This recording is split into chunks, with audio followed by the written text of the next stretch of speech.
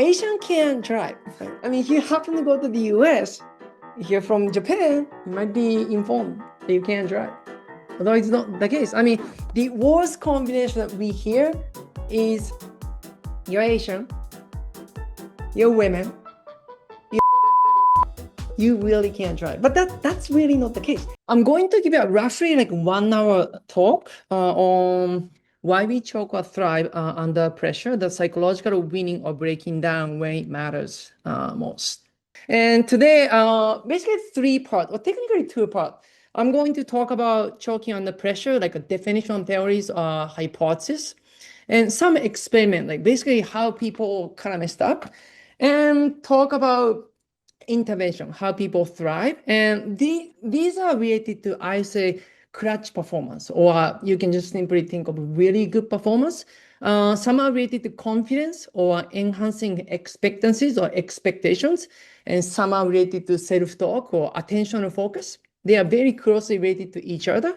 And there are also other ways, like autonomy, which I'm going to talk some of my research and also some of my dissertation experiment, then talk about automaticity, and just simply one study talking about how music influence our performance when pressure is on. Then just give like 5 sort of take-home message. That's it. All right, let's talk about choking under pressure. So if you think of, choking under pressure, sports performance, you usually think of, I would say, great athlete. But it's not just only among great athletes, it happened to us as well. And this is probably the most common or most used definition when it comes to choking under pressure. Choking is doing worse than what you normally expect, given your ability and conditions. And it's not just poor performance, it's the worst performance that you could normally perform. So when pressure is on, your skill level dictates, and you just can't like pull off what you know. Then you just can't really come back from being choked. If you think of like tennis or soccer or I would say basketball, assume it's you. Just think of what kind of factors could influence your performance or kind of affect your performance. Could be noise, could be audience pressure, or could be maybe your parents watching you, or could be maybe your friends watching you. And then that really changes, our performance. Sometimes in good way, sometimes in bad way. And it's not just sports. For example, I think, when it comes to university entrance exam, I think Japan is kind of a tough country, if you think about. Sometimes, people get really concerned about, what kind of score they can get. And performance arts or music, and sometimes surgery. I'm going to talk about one experiment talking about how surgery or how I say medical performance is going to be influenced when pressure is on. Job interview. We usually get anxious, especially if we have a job interview that we really want to get the job, because that really changed our life. And then presentation. So I think it's kind of difficult to talk about this because I really can't choke today because, I'm going to talk about choking under pressure. But in the US, presentation is considered as second fear among Americans. And first one is death. So how do we people basically choke under pressure? And there are a lot of different ways to think about, but simply put, attentional issues. And I'm going to just simply read from the textbook that I have. Choking is an attentional process that leads to impaired performance and the inability to retain control over performance without outside assistance. And choking is often characterized by performers exhibiting conscious step-by-step execution of the skill. This is very important. Conscious step-by-step execution of the skill and breakdown of automated movement patterns. So basically, we pay way too much attention to the skill set we have, and that disrupts our performance. Sometimes when pressure is on, we want to make sure what we are going to do is correct or right. but by thinking about what we are going to do, don't usually help us out when pressure is on. Two different ways to think about choking. And if you know this research line, I think it's very common knowledge, but in case you're not quite sure about this, line of research, I'm happy to go through two different ways of thinking about. The one is thinking of one skill too much, and another one is really the opposite. Can't really think of task relevant goals enough. Then we messed up. But let's go through sort of, the first one. Over analyzing body mechanics. This is also as an attentional problem. Then I think this is the most common way, okay? And the first one is explicit monitoring theories, or sometimes called as conscious processing hypothesis, occurs when skilled performers focus too much of their conscious attention to the task, much as they do if they were a novice at the task. Like, for example, when we are beginner, we have to pay attention to, say, how to hit forehand. But once we become at least somewhat good, we don't need to think about the swing. For example, say, baseball batting, say Otani-san don't need to think about how he's going to swing because he knows. But once he starts thinking about, exactly what he's going to do, then he might face some issues. I don't know, okay? And performance decreases only with increased focus on several task-relevant cues, and once skill is learned well, overemphasis on body mechanics is detrimental to performance. Then there's another one, very similar way of thinking about reinvestment theory, suggests consciously attempting to control movement that are normally automatic is detrimental. So these two are very similar. Idea is once we become good, movement becomes automatic. But when we think about how we're going to do, this automaticity is going to be a little bit kind of off. And this process involves bringing previous learned explicit knowledge about movement execution back into working memory. Like, for example, when we are beginner, we have to think about how we are going to, how we need to kind of execute, how we are going to move our hand or leg or foot. But once we become good, we don't really need to think about pressure is on. We think too much. The information goes back into working memory that disrupt our automaticity. Performance decreases when we invest in conscious control into the action, especially under stress or anxiety. And again, this is exactly same idea. Step-by-step process can disrupt fluid execution and lead to performance breakdown. And I think in the US, often called as paralysis by analysis. Then I forgot to mention, if you want to take a photo, video, please, this is not really secret document, no. So, I saw some folks, kind of taking picture. I'm perfectly fine with it. Control process versus automatic processing. So when we are beginner, we need to pay way too much attention. So controlled processing, it's slow, attention demanding, conscious. But once we become good, say expert or elite athlete, thinking process is really fast. It's not attention demanding because they know what to do, and unconscious. But again, when pressure is on, this automatic kind of goes back to control processing and disrupt our performance. I think it's enough to talk about the first one. Second one is just totally the opposite. Can't pay attention to the task itself. Again, the first one is pay way too much attention. The second one is can't pay attention to the skill that they have to pay attention to. So choking as a result of an inability to maintain focus on the task due to competing thoughts. Like, for example, these are the photos that you saw. If you play tennis, you can kind of expect the situation, the same as soccer, basketball. Maybe you kind of question about your ability, self-doubt, or fear of failure, or other stimulus, for example, noise, audience pressure, or expectation coming from parents, coaching staff that really influence us to pay less attention to the task, and thus, we sometimes don't perform well. Attention is diverted away from task-relevant cues, disrupting execution. And the key is identifying and managing the source of distraction, those that trigger negative thoughts or emotions. I think it's enough. I think so far we covered, how we messed up, or I guess how I used to mess up. And this one, internal focus versus external focus. So if you're interested in, I would say, motor learning, I'm sure you're very familiar with this research line. I'm going to talk a little bit about this research. And again, distraction theory. Then, anybody who likes Nike?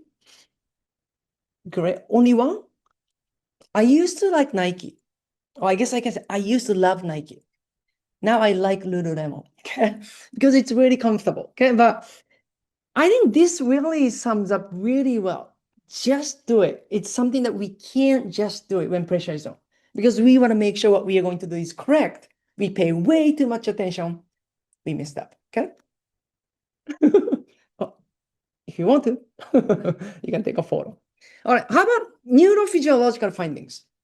I'm not really expert in this area, but when you take a look at the research, we use way too much prefrontal cortex when pressure is on. Then, as a result, we kind of messed up. Then another one, it's coming from Waseda. Error-related negativity increases among poor performance and usually or decreases among great performance or clutch performance. These are, a lot more, but these are some, I would say, neurological findings. And how about biomechanical findings? I just decided to choose two, I guess, Japanese researchers, although there are a lot of research on, what kind of modification or what kind of movement changes we see. But when pressure is on, in table tennis forehand task, they found people who had performing under pressure situation had a shorter backswing compared with those, no pressure condition. And also they found increased heart rate. But, increased heart rate has been found by a lot of researchers. It's not really maybe kind of surprising. And this one is also golf. And I actually found this task to be kind of interesting. If you don't hit enough, the ball kind of goes back, okay? I don't really see this sort of experiment much, but I thought it's kind of unique. So what they found was decreased arm movement during backswing and for swing phases, and decreased club movements, and also increased heart rate as well. So these are some, I guess, biomechanical changes. I mean, really depending on what sports, kind of, used. How about clutch performance? So far we talked about choking under pressure, worst performance that you could kind of expect. But let's talk about good performance, okay? And this is what we want. We always want to have a clutch performance when we perform something, but it doesn't always happen. But, the question is, how can we increase the possibility of us producing clutch performance? What is clutch performance? Refers to the ability to deliver exceptional results under pressure, especially in high stakes or time-sensitive situation.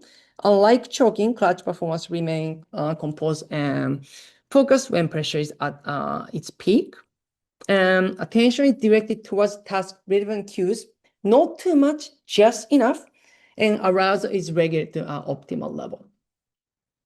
Characterized by confidence, clear goals, and full commitment to the task. Not thinking about past, not thinking about future, thinking about the present moment. That's what I think a lot of people or research paper kind of discuss.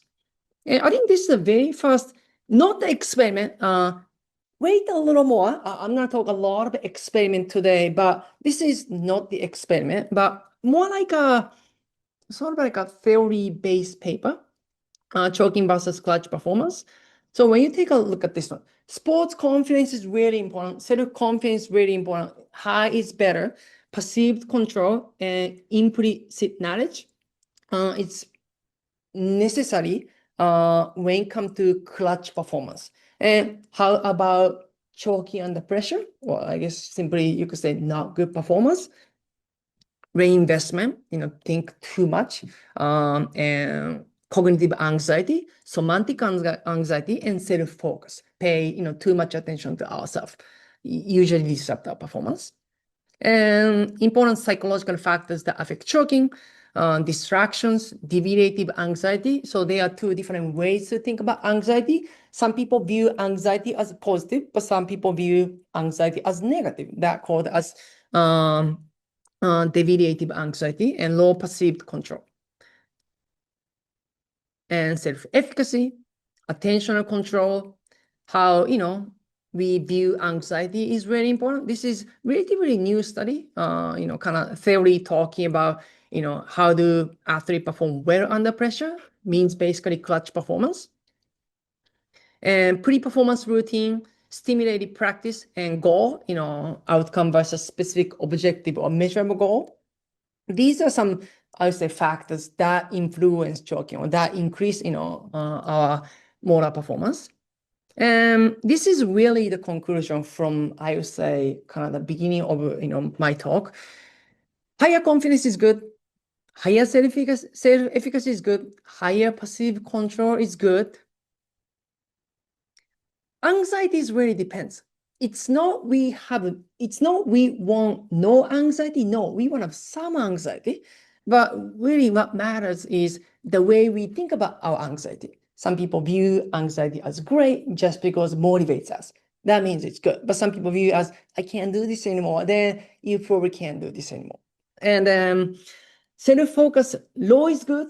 Internal focus, less internal focus is good. And less explicit knowledge. Basically meaning that, say, there's some skill that you can do, but you can't explain. That's good because you can't think about it if you can't explain. But some people can do it and some people can explain really well. That means some people have very high explicit knowledge. Means pressure is on, they can think about how part because they know. If they don't know, they can't think about it. All right, I'm going to talk about two experiments on choking and then just talk about basically clutch performance, like how we can optimize our performance. But let's talk about two, I would say, very classic experiment on choking. Who knows this experiment? Because it's really, okay, one, maybe two.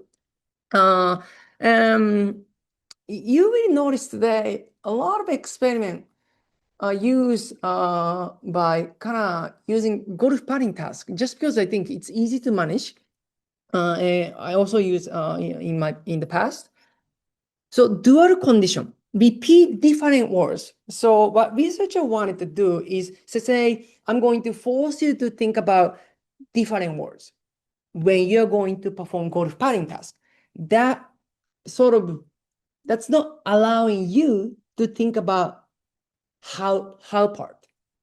And then another one is skilled focus condition. So I'm basically asking you to pay attention to kind of the location of foot, how you're going to use foot. So I'm basically forcing you to pay attention to your body mechanics. But the first one is really the opposite, sort of trying to avoid you thinking about skilled focus condition. And what they found was dual condition was more accurate. So meaning that, you're trying to putt, you're not really thinking about putting because you are sort of being distracted by the experimenter, by this design, but just thinking about skill focus, dual condition was better. Then another experiment, exact same idea, but task was soccer dribbling. And this is a little bit interesting experiment too. So right foot undergraduate student and experienced participants were involved in this experiment. And then this is the result. So when you take a look at this one, right foot dribbling time, shorter means better because faster dribble.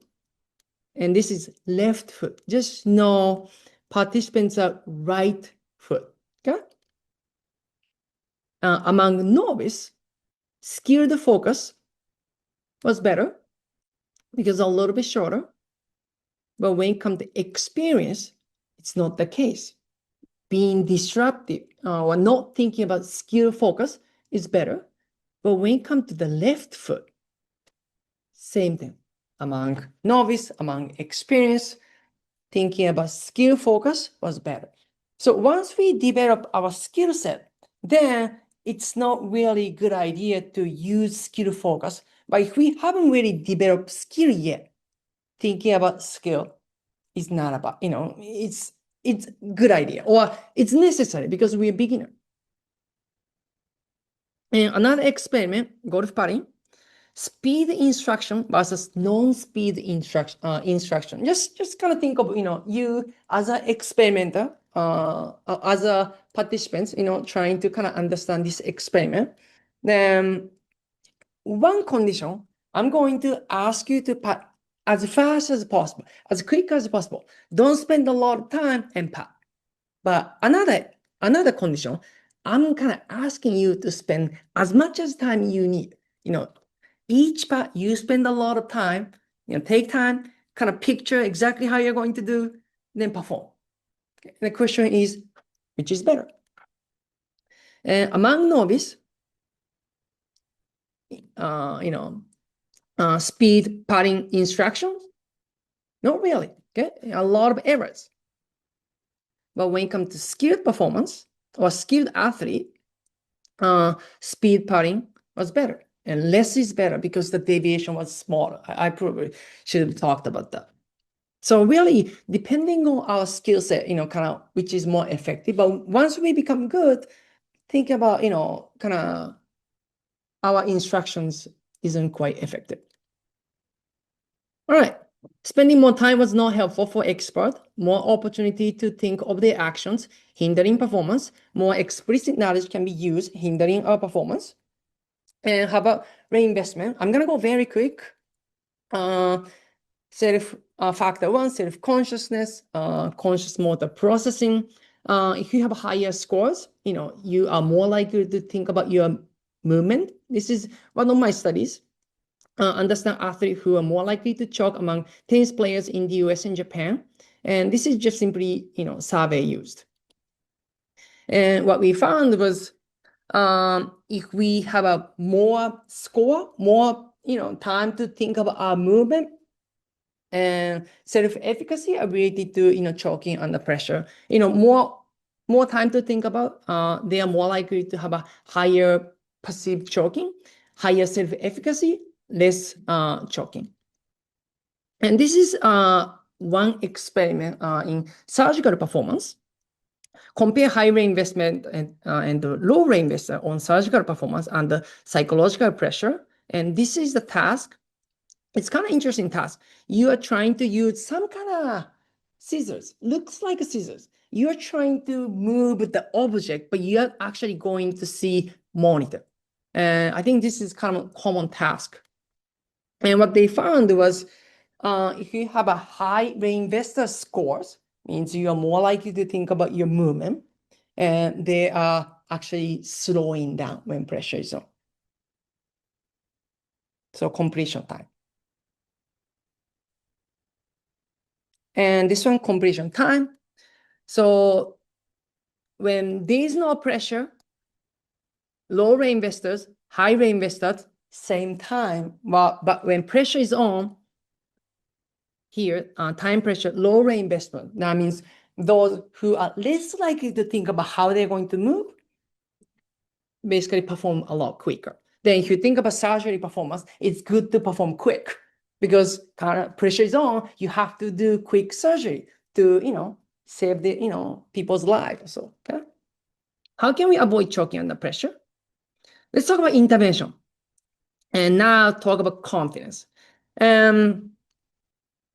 When you try to find a lot of articles on confidence, so much, I just don't know how to start talking about the relationship between confidence and motor performance because it's so much. And this is from 2000. Higher self-efficacy means simply good. You are more likely to have a great performance. Great. How about 2008? Exact same idea. How about 2025? I think this is something I'm not supposed to do I didn't really read the article yet, only the abstract. Same idea. Higher confidence, better. Then I understand it's very difficult to do some sort of experiment to boost confidence very quickly. I couldn't really find a lot of articles on the effect of confidence on choking through experimental research, but I think this is very close. Enhance expectancies, improve performance under psychological pressure. So the purpose is, does providing positive expectation enhance model performance under pressure and task throwing accuracy? So you could kind of take a look at that task here. If you hit the middle, you get, basically more score. I think, yeah, just kind of don't think about this one. The more center you get, the higher score you get. And enhance expectancy groups. So they were simply informed they are well suited to perform under pressure. Like, you're going to perform well. That's it. But the control group, they did not get such positive statement or feedback from the experimenter. So the difference between two is one group, they receive, I think you're going to do great. And the other group, they didn't get such feedback. And what they found was, this is the accuracy. So higher score means better. When there is no pressure or low pressure situation, there is no difference between the two. But when pressure is on, this is a high pressure situation, then you can see enhanced expectancy group, those who receive such positive feedback had a higher accuracy score. So you could see here. So again, just getting, just such feedback might be, helpful or might be, enough in some situations to boost our, performance when pressure is on. So providing positive expectation or feedback helped athletic performance beneficial in high evaluative situation and confidence level was enhanced. In this study or experiment, so they use like a self-efficacy scale. And what they found was people who received such positive feedback basically rated their confidence level to be a little bit higher than those who didn't get, positive feedback. How about enhancing expectations using superstition? I don't know if you have some kind of superstition you believe, not scientifically proven, but you think it's good. I think you have something. Okay? Like, for example, if I won today, I'm going to use same socks tomorrow. I don't know. But some people really weird superstition. Okay? Keep your fingers crossed how superstition improve performance. Then, some people don't maybe believe this. I'm a little, maybe good, maybe not so much. I think that when it comes to research, I would say 70% suggest superstition is great, 30% not so much. Does superstition increase motor performance? Go to putting task and say you happen to participate in this study, so you're going to be informed, here's your ball. So far, it has turned out to be a lucky ball. Then you perform, then, this research shows, if you get this feedback, you perform well. Well, maybe, okay, but, they said this was really effective. This is experiment one. Then another study, it's not from here, but this is the golf putter used by professional golfer. There you go. Then this was also effective for some people, but one said yes, another study said no. Okay, so it's tough to just think about. And this one, experiment 2, does superstition increase motor performance? And this is kind of interesting task, trying to relocate the location of this little object. And I press the thumbs for you. It's like, I think I'm going to do this for you. And, some people believe this is very helpful. Result was a yes. And I was really curious. I conduct 2 experiments. But at least in our lab, we didn't really see any difference between the two. I think the first task was golf putting, and we basically taught half participants. This was used by professional golfers, but did nothing. And then second experiment was, because I wanted to see if we are going to see something or we are not going to see, we decided to use different task. Throwing task, and I just don't remember the sort of the cue or feedback that we gave, but we didn't really see much. So maybe, compare with self-confidence, probably superstition is a little bit weak. And this one, optimizing performance through intrinsic motivation and attention for learning. Optimal theory is probably the most cited paper in our field if you're studying motor learning. I think 2016 it was published, and I think around already 2000 citations or something. That's a lot in our field. So they talked about three important factors: expectations, attentional focus, and autonomy.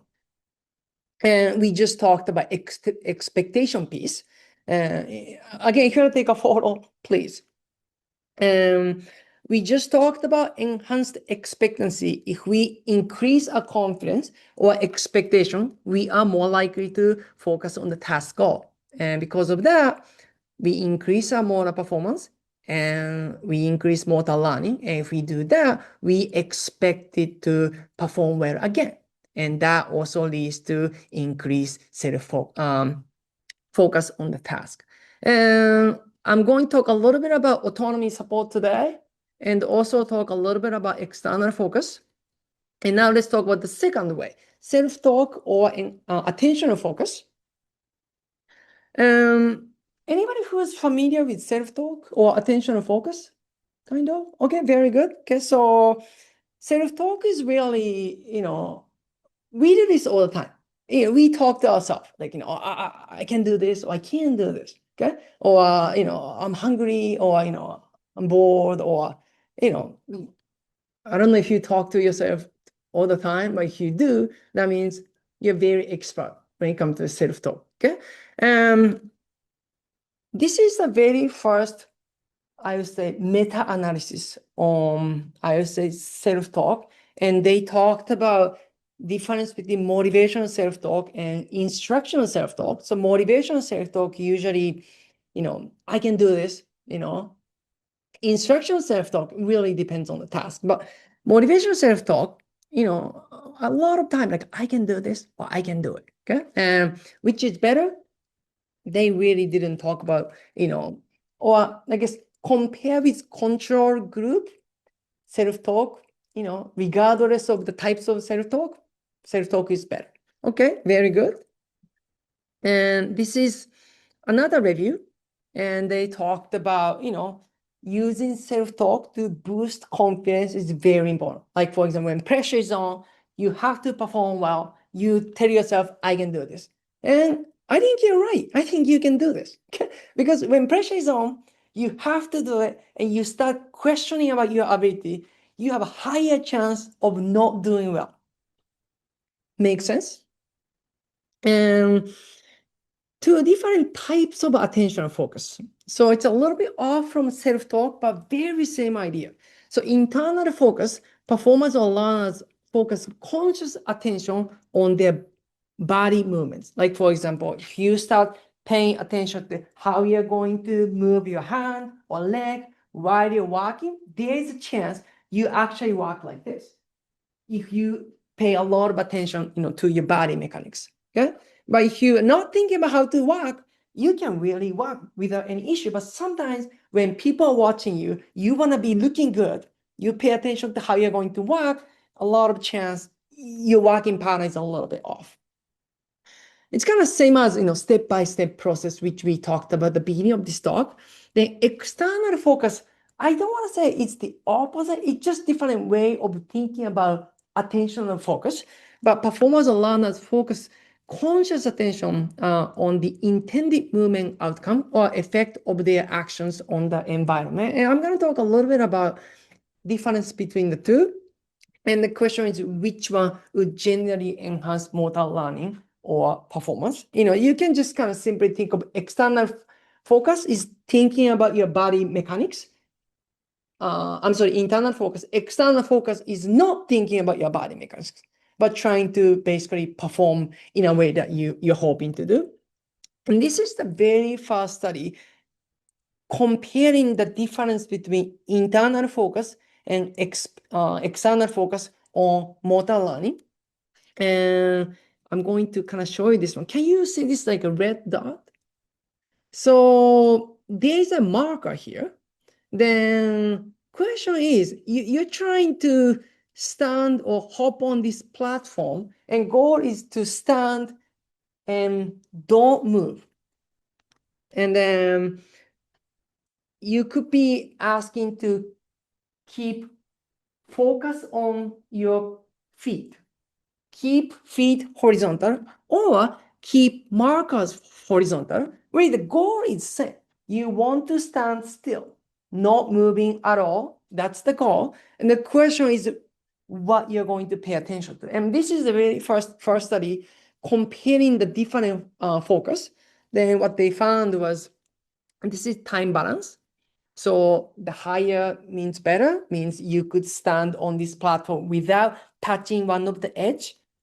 Then what they found was, you could see practice, some are same, but when it comes to retention test, coming back to the lab again, perform same task, people who learned under external focus just had a much better performance. So they could stand much longer.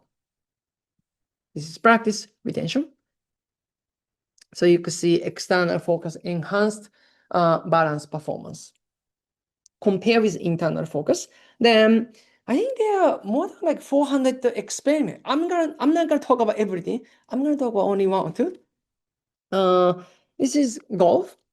Internal focus on the swing of your club, swing of your arm, and focus on the swing of your club. That's external focus, and there is no focus instruction. Then question is, which focus enhance our motor performance? It's a little bit off from choking under pressure, but to kind of get an idea of the concept. So what they found was external focus condition are the higher basically accuracy score compared with others. Then Tiger Woods said something interesting a while ago. So try this for a swing thought. Turn your belt backward to the target when he's going to basically swing or pitch. So this is really the idea of external focus. The movement is this one. He could simply think about movement of his torso, but he decided to use some sort of external cues to run his task. This is jumping task, no control, no focus instructions. Focus on your finger, trying to focus on your finger to touch as high as possible. Focus on the lung, which is this basically kind of, I would say, device. And what they found was external focus has higher jumping height. About another experiment, similar idea, but the jump and reach height higher. Center of mass displacement, if you know biomechanics, if you could jump higher, you should have higher center of mass displacement or center of gravity. Then, stronger joint movement. This one, I don't want to get into too much detail, but they also have a lot of research on the effect of attentional focus on muscle activation. So external focus had less muscle activation, but achieving higher score or higher jumping score in this case. Then what they usually talked about is better muscle recruitment through external focus compared with internal focus. Hey, 5 years old, they found the same result. And this is one study that I was able to get involved, like a variable spike. I don't know much about biomechanics, to be honest. But what we ask participants to focus on is imagine cracking a whip to transfer momentum. That's external focus. And internal focus is pull back your elbow prior to transfer the momentum. That's what participants were asked to focus on. And what we found was it's a little bit difficult to see, but external focus basically enhance their movement speed. I think you could see a little bit here, external focus, a little bit higher, so like a faster movement compared with internal focus. Then this is, I use the closest that I could get when it comes to effect of not the attentional focus, so related to attentional focus, but technically self-talk on like a pressure situation. You kind of guess there are a lot of research on the attentional focus on motor performance under pressure situation. I thought I can easily find it. I couldn't. Okay, maybe my search wasn't good enough, but I'm somewhat confident. It's difficult to find attentional focus on or using psychological situation and also self-talk. But does mindfulness or self-talk enhance motor performance under pressure? They have two different tasks, hand coordination task and also darts. And this is the self-talk. Okay? Instruction self-talk, or the cue they received was move the metal pointer along the center line of the anoside star patterns. That's the cue they received. So basically, they were they receive sort of how they perform using not how they're going to move their hand, but using some sort of analogy, or I guess in this case, I could say external focus related cues. And they also use unrelated self-talk, like whether it's good. And I'm going to just pick hand coordination task to talk about. And basically what they found was some mistake frequently. And here, when pressure is on, you could see instructional self-talk or cue that's related to external focus simply has a higher mistake compared with unrelated. But when pressure is low, we don't really see the difference between the two. So I think I could say, if you're interested in this research line, certainly you can do some research because I don't see much. You can compare the difference between internal focus and external focus or using self-talk on, motor performance under psychological pressure. Also, there are a lot of research can be done. If you're interested in, more ideas, what kind of research can be done using self-talk, you can kind of find my articles. Let's talk about other ways. I'm going to talk just a little bit of my research, a little bit of my dissertation, then talk a little bit about, other research lines. Providing choice enhances motor performance under psychological pressure. So in this experiment, you can kind of think of you as participants. I'm going to give you blue balls, and you're going to throw a ball using blue, orange, I'm sorry, I think red, and then yellow. Then, I usually ask audience, what color would you like? But I think we only have 15 minutes. I'm going to just save myself. Then after you perform 30 trials, 10 blue, 10 times using red, 10 times using yellow, then I ask half participants, what color would you like? And they chose what color they like to use. And if they want to change, they can change anytime they want. Say you use yellow, then you perform yellow and you didn't do well. And there's a chance you wanted to change because yellow isn't good for you. Okay, you could do that if you happen to be in choice group. But here in the control condition or control group, you can. And we didn't find any difference between the two when the distance is exactly the same. But when we increase the distance, like farther from the target, we found the difference between the two. Then, from this research, you could see providing a small choice enhances performance under pressure. So choosing preferred color ball enhance, performance, especially the situation where participants have not experienced yet. Then I'm not going to really claim choice is always great. I also conduct another study because I was very curious. Okay, maybe I'm going to conduct another study trying to understand why choice was good. I include questionnaire to trying to understand some psychological factors influencing performance, but I didn't find anything. So that's why it's kind of 50-50. Okay, but it's not choice do harm, choice do not harm, unless there are a lot of choices that you don't know which one to pick. But sometimes it's very difficult to see the I say movement outcome. But I tried to publish this article a while ago. If there is no significant differences, it's kind of difficult to publish. So it's not going anywhere. Who's now PhD student? Okay. Who's master student? Okay. Who's undergraduate student? Okay. So I'm gonna go very quick, but I thought there are some PhD student. I mean, there are, I think 3 or 4 PhD student. This is my PhD dissertation, but I'm gonna go very quick. But I think now we talk a little bit about the effect of choice on motor performance. And when athletes were able to choose how they punch, they had higher punching velocity and higher impact forces. Then after that, I'm like, okay, I want to do something related to that. Autonomy facilitate repeated maximum force production. This is the task, very simple. Repeated maximum force production, 8 tries, and 4 times with the dominant hand and 4 times with the non-dominant hand. Who's right-handed?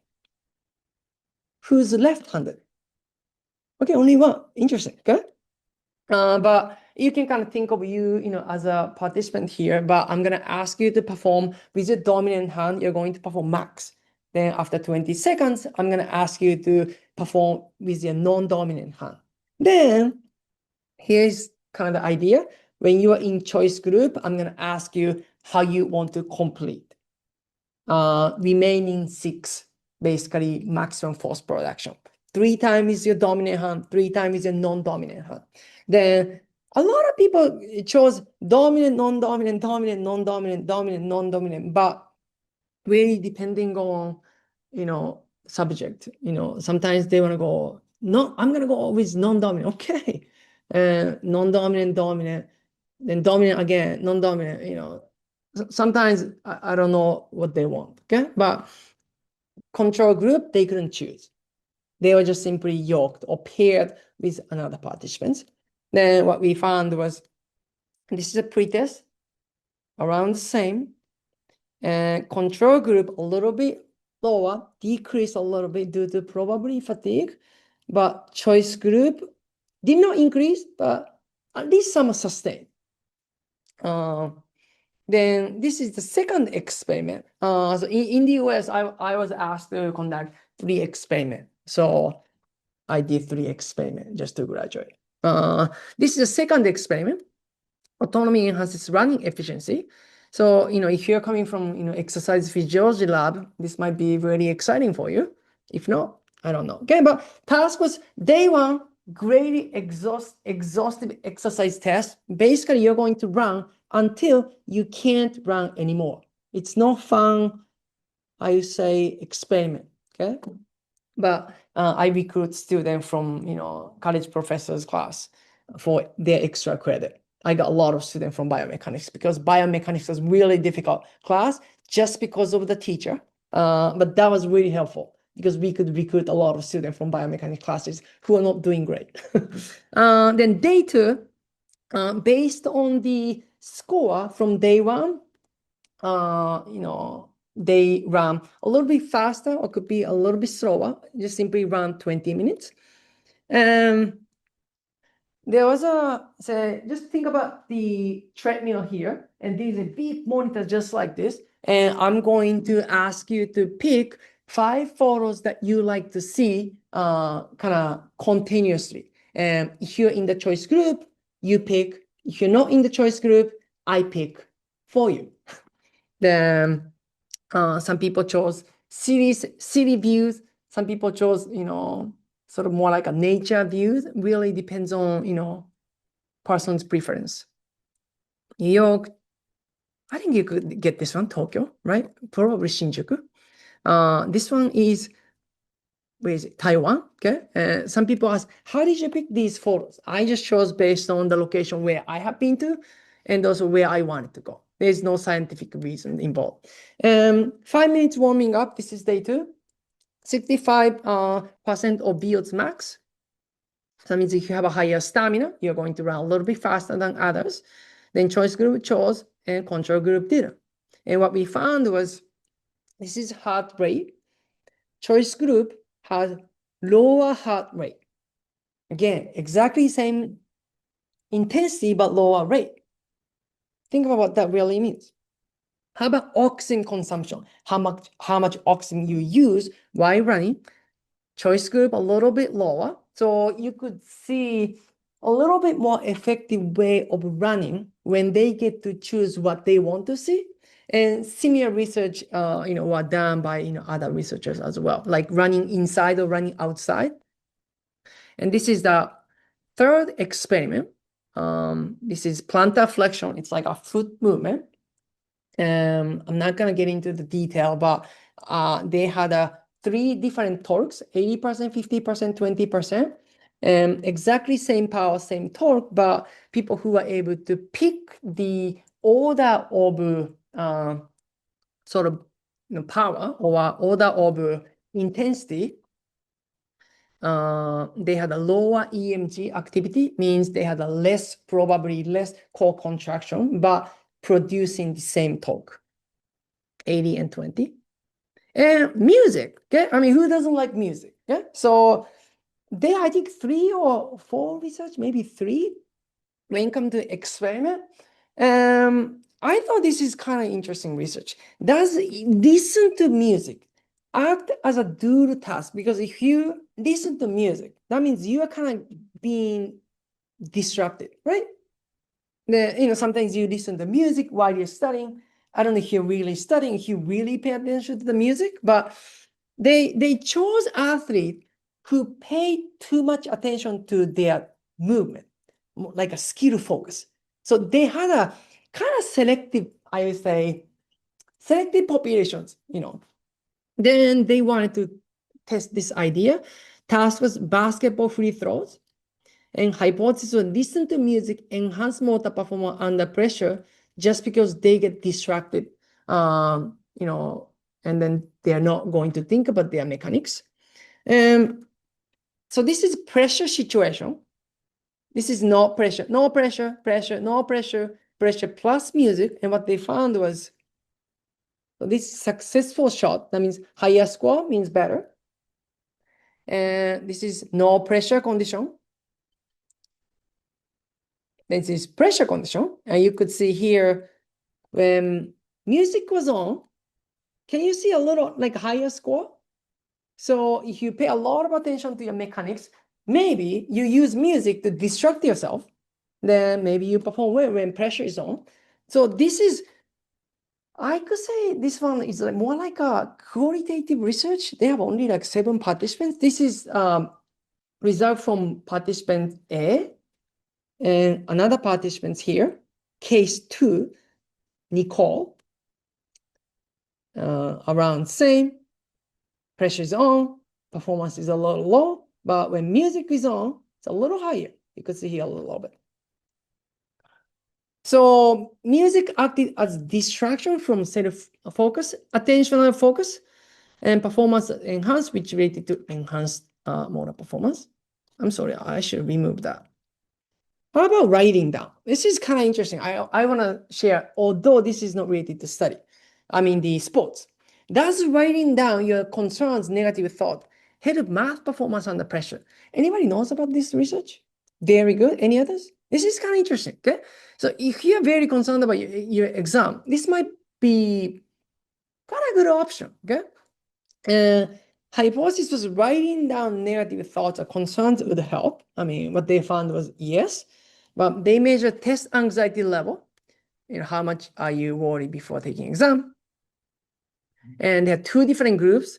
10 minutes excessive writing group. So basically, you're going to sit down before the exam and you're going to write down why you're concerned about exam. Kids write a lot of different things, like, I'm very concerned about my future. My exam is very important to me, or my parents are going to kill me if I don't do well. Or there are a lot of different things that they write. exam provided, math and biology. And what they found was final exam. So you could see here, test anxiety.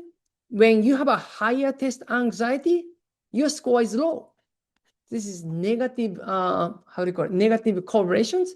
But when you were under the excessive writing groups, there is no such relationship. So writing was helpful. I'm like, great, okay? And they conducted another experiment. How about, is writing helpful, if you don't have any concerns? Good questions. This is final exam. Higher test anxiety group. And this is lower test anxiety group. So you could see here, when you have a higher test anxiety, writing was really helpful. Great, okay? How about if you're not high, test anxiety individuals, then writing kind of don't do much. So if you're not concerned about, your exam, you're not anxious, then don't worry about it. But if you are, this might be a good one. So writing worries, thoughts help academic performance. And question is, do we have research like this in sports? As far as I know, there is no. Okay, so if you want to do, maybe you can. Getting rid of worries by simply writing down, beneficial for high anxiety test takers.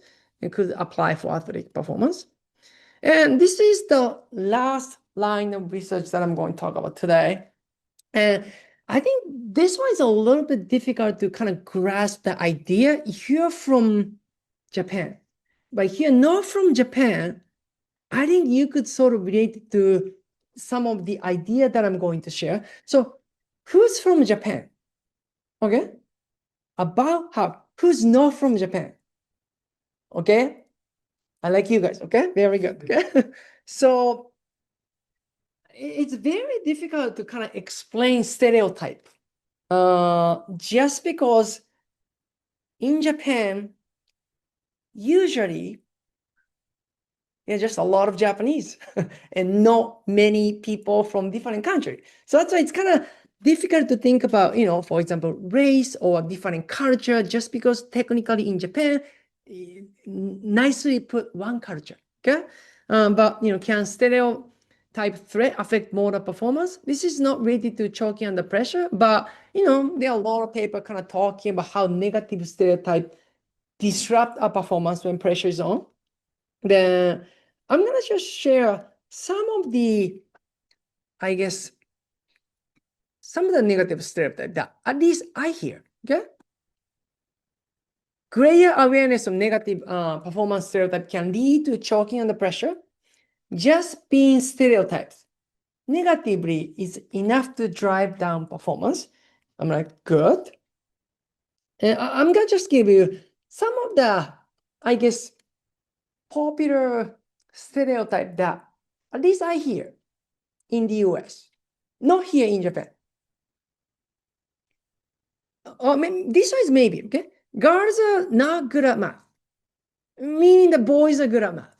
Okay? If you're a boy and you can't do math, that's tough, okay? And then second one is white can't jump. Okay?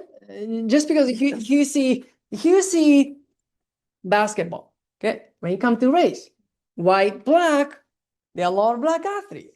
Okay, so because of that, okay, white can't jump. If you see hockey, ice hockey, a lot of white. Okay, so that's why it's kind of joke. Okay, you're white, you can't jump. Why don't you play ice hockey? Okay, it could be really mean. Okay, and then Asian can't drive. Right? If you happen to go to the US, if you're from Japan, you might be informed that you can't drive.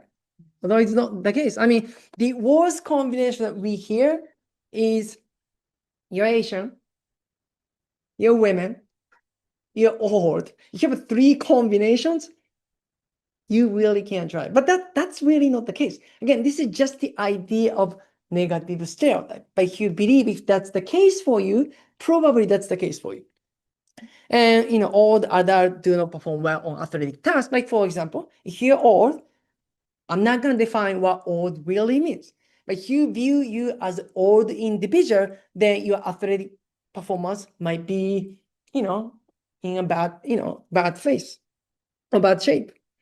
And these are some of the research that I conducted with a PhD student from Iran, because I don't have these kind of population in the US. So this one, I'm gonna share 3 experiments, but only the idea. But personally, I don't want to continue doing this. Okay, I think this is the sort of last experiment that I think I'm going to kind of do. But we know me, I guess, PhD student told half Iranian girls, you can't play sports because you're girl.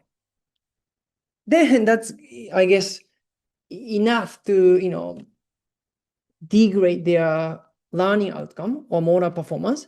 Same idea, tell half, girls, or, because you're women, you're girl, you're not going to do well. That's kind of mean, okay? And another one. All right, so this is the conclusion. Practice under some levels of stress can prevent choking. So this is not really coming from my talk today, but this is what we hear all the time, at least. If you want to do some level of stress, and that will help you out. And focus on what to do, more like a strategy, rather than how to do it. I think it's not I convinced you today, but I think I gave you enough idea that if you pay way too much attention technique, that will disrupt your performance. Don't slow down. Spending more time doesn't really help if you're really good. Build self-confidence, self-efficacy, provide a lot of positive feedback if you're the coach. Then write down negative thoughts, concerns. Might be helpful. That's not coming from a lot of research. And mindfulness or meditation is kind of interesting research to pursue if you want to continue. All right, so it's around 1 hour. Thank you so much. I'm happy to take questions in English, Japanese, not Spanish, not Chinese. Okay, I only speak 2 languages, but thank you so much.